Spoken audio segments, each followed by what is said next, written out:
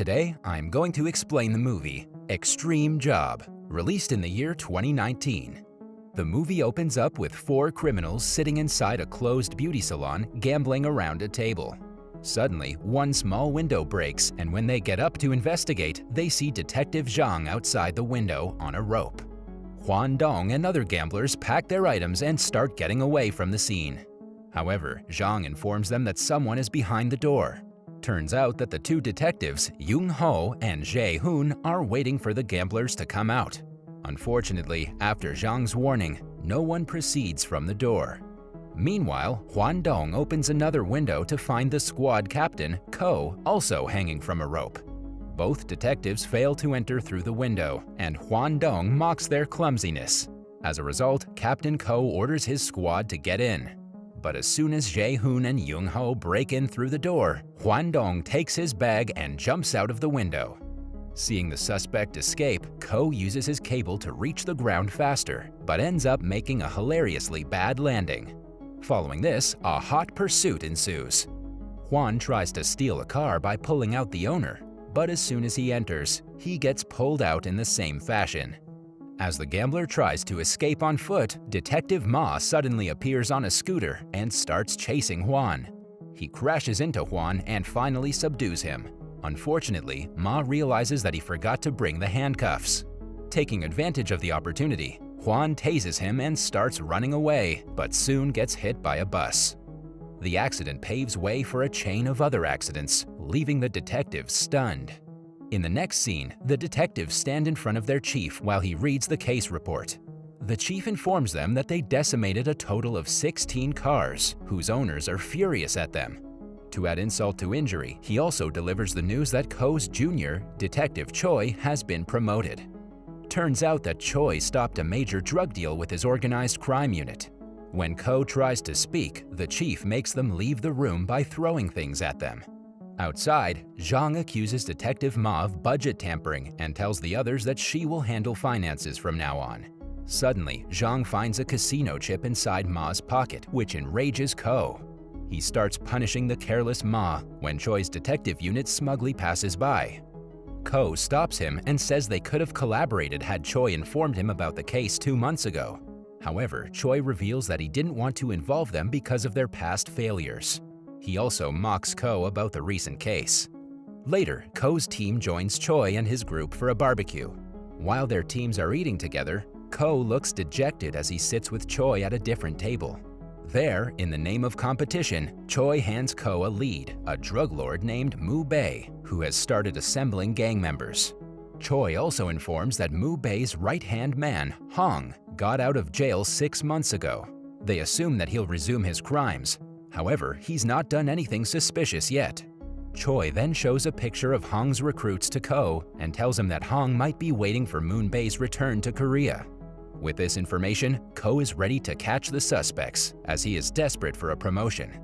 In the next scene, 𝐸𝐻 and his team visit the given address to investigate. 𝐸𝐻, Zhang, and 𝐫𝐸 observe things from afar, whereas 𝐫𝐸 pretends to be a builder and Ma is on a rooftop spying with his binoculars. However, their plan quickly backfires as some people take 𝐫𝐸 to a different place, mistaking him for a real builder, and a lady calls the police on Ma, mistaking him for a pervert. The police shove them inside a car, and just then, Hong's men arrive at the site. After the goons' hideout is revealed, the detectives finally show their badges to the police, revealing their true identities. Since the group cannot spy on the suspects from outside, they enter a nearby restaurant to continue their observation. Day changes into night, and they're still eating at the same table without any clues. Frustrated, Zhang and Ma start arguing once again. 𝐫𝐸 then claims that stalking the goons is pointless as they don't know when 𝐸𝐸 Bei will arrive. As he is saying this, he notices 𝐸𝐸 Bei outside with his gang, and the whole group peeks from inside. Meanwhile, they get distracted by the restaurant owner, and when they turn back, they find an empty street. This devastates the team as they don't want to hand the case to Choi's unit. Just then, 𝐸𝐻 comes up with a plan. He asks the owner if the goons order any chicken from there, to which he says yes. The team becomes very happy hearing this, but their smiles soon turn into disappointment when the owner reveals that the goons are his only customers, and hence he's putting the restaurant up for sale. As 𝐫𝐞 wants to install cameras and other spying equipment inside the goon's apartment, he reluctantly agrees to buy the restaurant. Later, 𝐫𝐞 visits the chief to ask for some budget, but the latter rejects his proposal immediately. Despite this, 𝐫𝐞 withdraws all his life savings and buys the restaurant. He views the restaurant as a backup plan if the case betrays them. Soon, the team installs wireless taping devices in the goons' building and starts tracking them. They plan to deliver chicken to the goons and observe the surroundings once they get inside. However, they're disturbed by a flurry of unexpected guests from time to time. Meanwhile, the criminals do nothing suspicious while waiting for 𝐸𝐵's arrival. When they get into an argument about the TV remote, Hong makes them fight to decide a winner. He says that the loser has to buy chicken from the restaurant. Hearing this from the wireless tapes, the detectives panic as they do not have any food in the restaurant. Soon, the goons arrive, but 𝐫𝐞 tells them to come the next day as the restaurant is about to close now. The next day, 𝐫𝐞 brings groceries and tells his team that they should prepare the food. He wants everyone to be ready when they receive an order. Since his grandmother owns a rib restaurant, everyone votes for Detective Ma as a cook. Left with no choice, he takes his grandmother's recipe and prepares fried chicken, which surprisingly turns out to be delicious. 2 customers try the formula and immediately like it.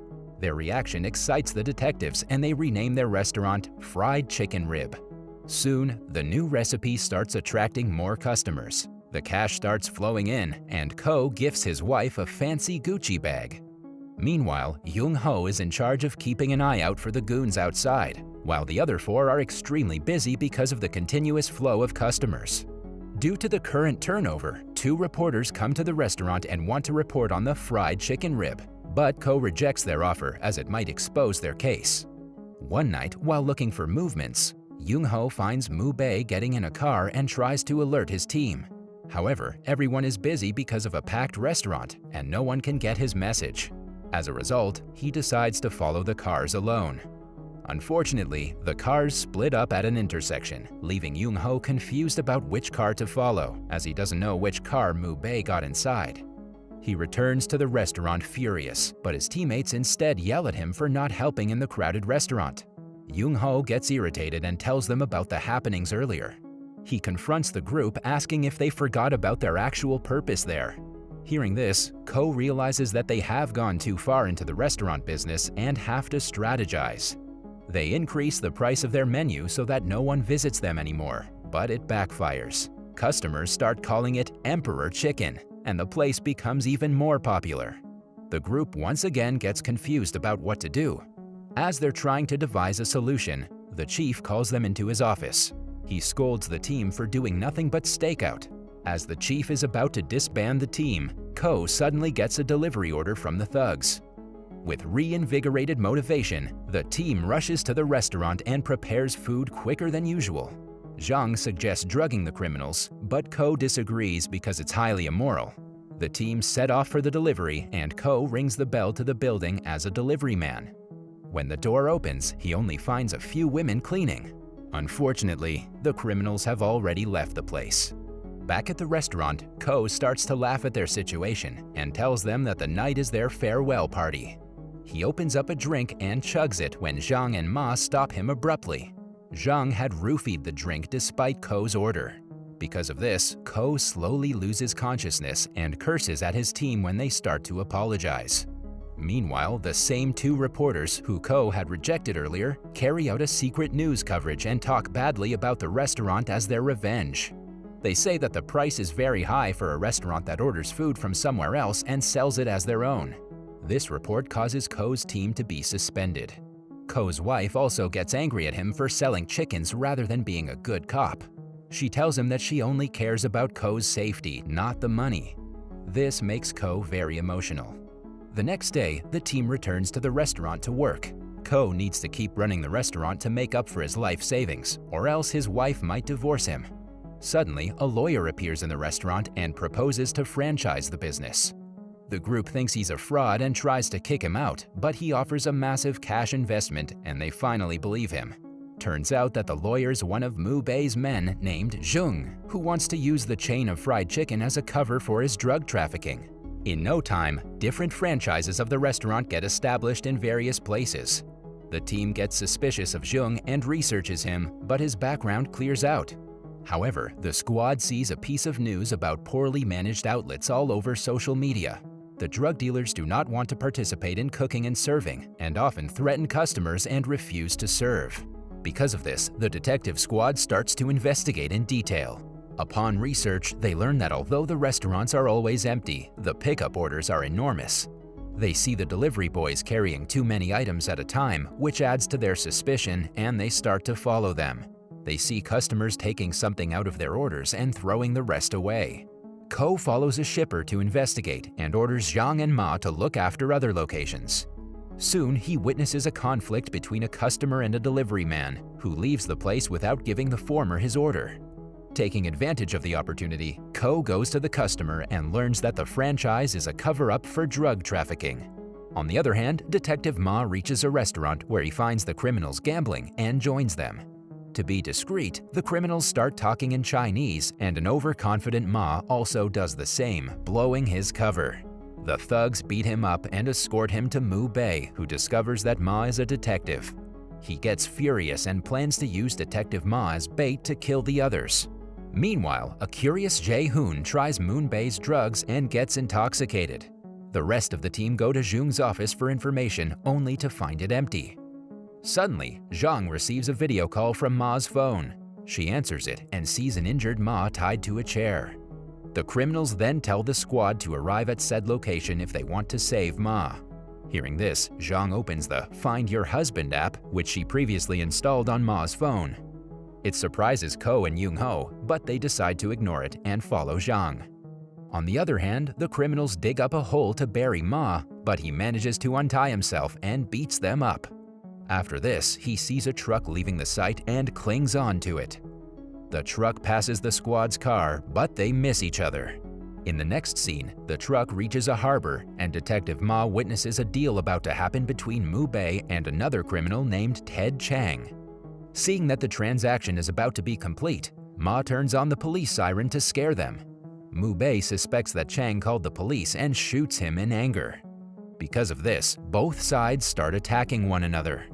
Meanwhile, the detective squad finally arrives at the site. 𝐫𝐞 clicks a picture of the gangsters and sends it to Choi.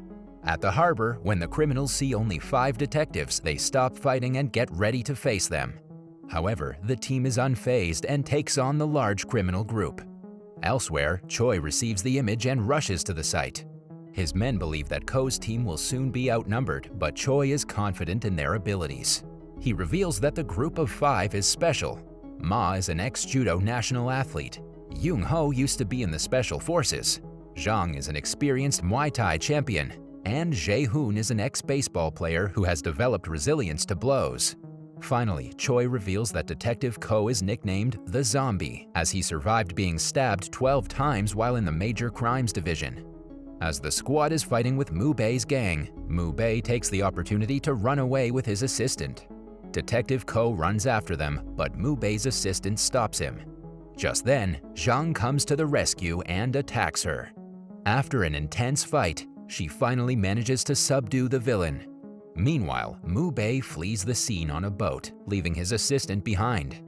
Suddenly, Detective 𝐫𝐞 appears on the ship and attacks 𝐸𝐵. Both of them knock each other out, but 𝐫𝐞, being the zombie, gets up quicker.